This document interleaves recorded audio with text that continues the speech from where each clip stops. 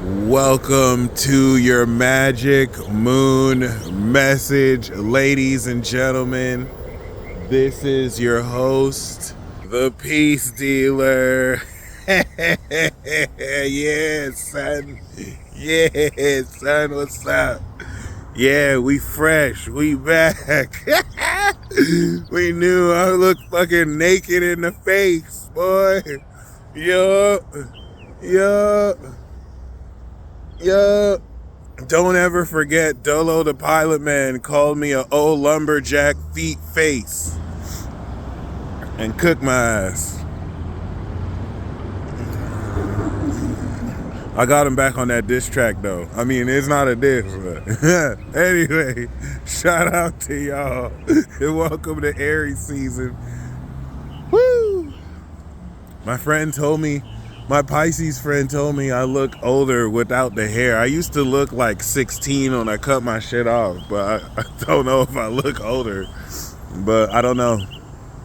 The lady at Albertsons, the last time I did this, said I look younger than her youngest son. I don't know. I guess it depends. But other than that, y'all, the moon's in Capricorn, the sun is in Aries, about 2 degrees. We're kicking off this brand new year, completing the previous divine Pisces cycle, okay? So, just to recap, we did activate a brand new perspective of belief like we do every year. And relative to this previous year, this has allowed us to effectively change so much of our perspective. Jupiter by May into June was in Gemini coming out of Taurus, and Saturn and Neptune were in Pisces major last year. This served to shift considerably the perspective of everyone all over the world. And it took a lot of established precedents and it shifted that energy forever. I remember talking to my father before the elections and he was talking a little smack. He's like, yeah, I don't know about your man's Trump, man. The Democratic Party had never really lost the popular vote. He was going off of legitimate stats. My dad's a Virgo moon with Pluto on the moon. So like, he doesn't really just rest on opinions. Like he's gonna understand the numbers. So to see Trump won the popular vote, and you know, if you look at Drake and Kendrick's battle rap, a lot of how people thought that would go really shifted, right? I'm using those two as examples, but it lets you know we have ended a cycle, especially relative to the past 7 and 8 years.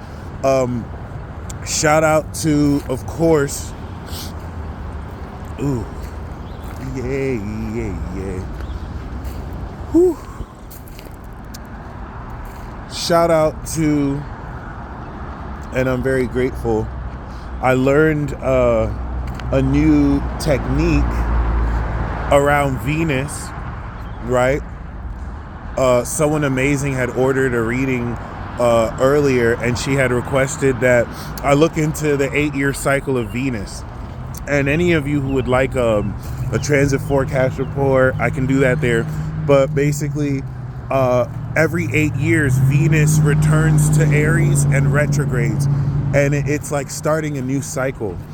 And I know about the cycle of Venus that creates like that 5-pointed star, but I didn't necessarily look into those 8-year cycles. And I noticed the last 8 years was 2017. That's when I moved here to Vegas, became Magic Mike. The 7 years before that was 2009. And that was when I actually, moved to Texas after freshman in college.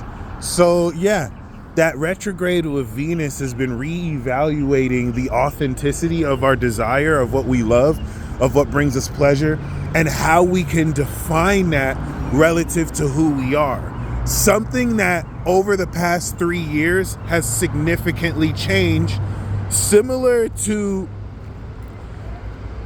changing your entire wardrobe of clothes and significantly leveling up a lot of your interests and who you are. So your old clothes don't fit you the same anymore. You don't really like the same stuff you used to. There's growth, basically. Not that you don't like it, but you can still measure the growth. And now that we've shifted collectively, as Saturn and Neptune get ready to go into Aries and bring in this new world order, right? Which, who knows, with Pluto Aquarius could be a whole new age of vigilantism and innovating journalism and all that, people wearing costumes. This is going to really dissolve the boundaries around God and ourselves, this concept of phenomena beyond our physical, and who knows what innovations in technology and science that can bring. As far as literature and putting things to words, we've always known. But yeah, it's important to reflect on where we've come and how all of this is shifting towards getting ready for individuals all over the world to reclaim their sovereignty and to really gear into what the next 7-8 years are going to look like, especially with Mercury retrograde, that, you know, will by the end of the week be back in Pisces as we kick off this new moon. So it's like, while it was in Pisces, Mercury and Venus, it's like realizing, you know what? I think after this very inspirational party, I'm going to start. Last year we used the analogy of running track and field. Now we're going to use another Aries season analogy. I want you to kind of insert really whatever you want. But, you know, let's say, okay, I'm going to, you know, I'm going to get a couple more jobs and I'm going to grind on those so that realistically I'll be more in a position to start up my business. This isn't the best example, but then Venus and Mercury retrograde after this Pisces season, and what you formerly believed has changed. Now it's like, oh, I wanted to get 2 extra jobs, but now the independent business that I was working on has blown up. So now I'm having to reevaluate Venus and Mercury in Aries, my thoughts and pleasure around who I am. I was already thinking about myself as, okay, I'm going to grind to do this. But now I'm having to rework those thoughts because it's like, oh, okay, well, now I have $200,000 extra dollars in operational income that I can really shell out to expenses. And that quite literally changes everything I believe around what I was going to do. All right. And then, of course, it's going to retrograde in Pisces. We're going to rework those beliefs. Okay, well, now I'm going to do this instead.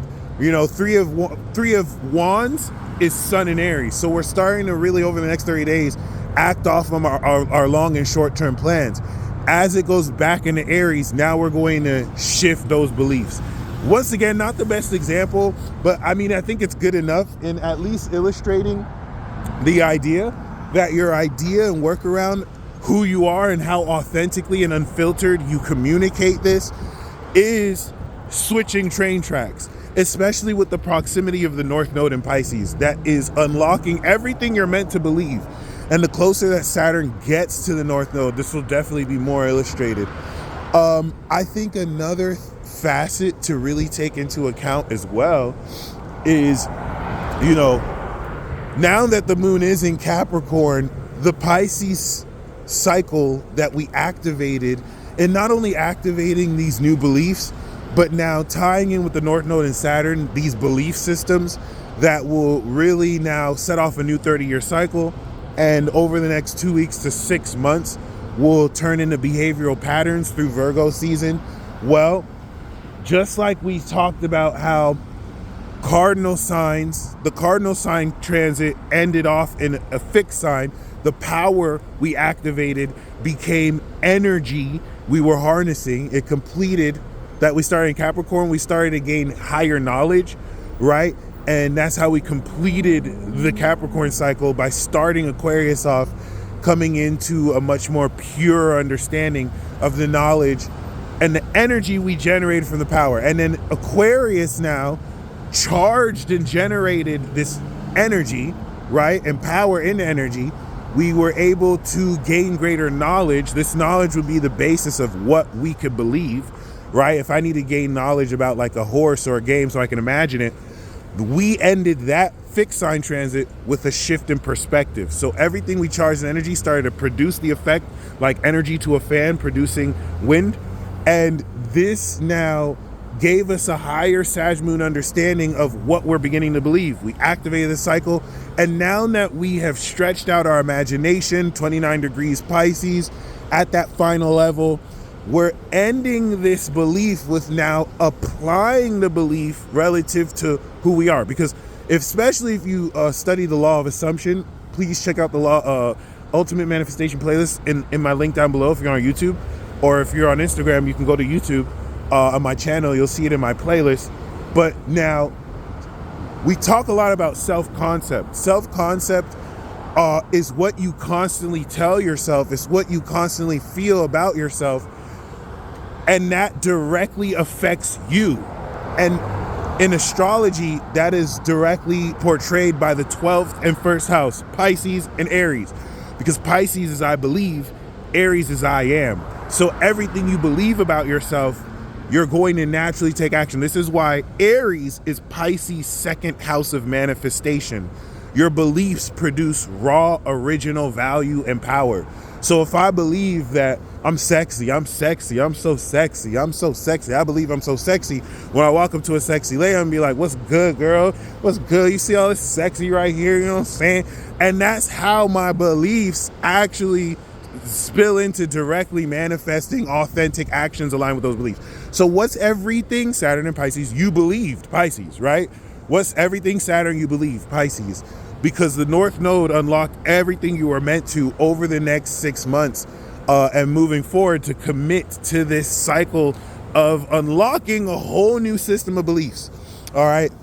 Which will consequently change everything you believe, all right? We're spilling out this old cycle.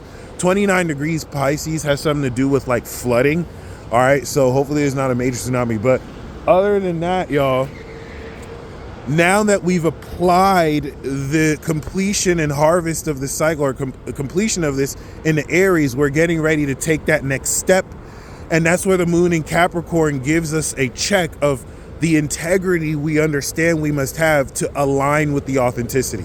So Cancer is your feelings and sincerity relative to Aries, how your feelings influence who you are. Libra is how your social interactions with others. If I want to talk to that person right there, I could be wrong, whatever, but I have to now balance myself so I don't weird that person the fuck out. And Capricorn, of course, is going to represent the integrity, the control of self, right? So we're coming into a utilitarian, or we're coming into an understanding of the utilization of raw power, all right? Shout out to Infinity. And as this kind of times everything and organizes the facets of these previous beliefs to how we apply it, it sets in place an order how you align with authenticity. That's where Aries wants to move now. I know I have a Mars in Aries. I'm always trying to like have sex really fast and just like blah, blah, blah. But Capricorn deals with timing. And now Capricorn can be like the brake pad where Aries is the accelerator. And they can get in each other's way. But the key is wait and trust for the timing of Capricorn, then strike with Aries. So this is going to begin to help you understand what rewards you will begin to receive for aligning with these beliefs. And now the new beliefs we activated, we're completing by understanding the incredible way to control this character that in a week we will activate with the new moon and we'll fully step into, okay? So this is very awesome. The next week ahead is going to prepare to conclude this cycle. And once we step into the new moon next week, it's all systems go. We activate in the new year, baby. So take this next week off to reflect on this past year, this past zodiac year from last March to this March, what you plan to accomplish, and you'll come into a tangible, very practical understanding of how with this 10th house signature, you're coming into completion and you'll understand what you've achieved. Peace.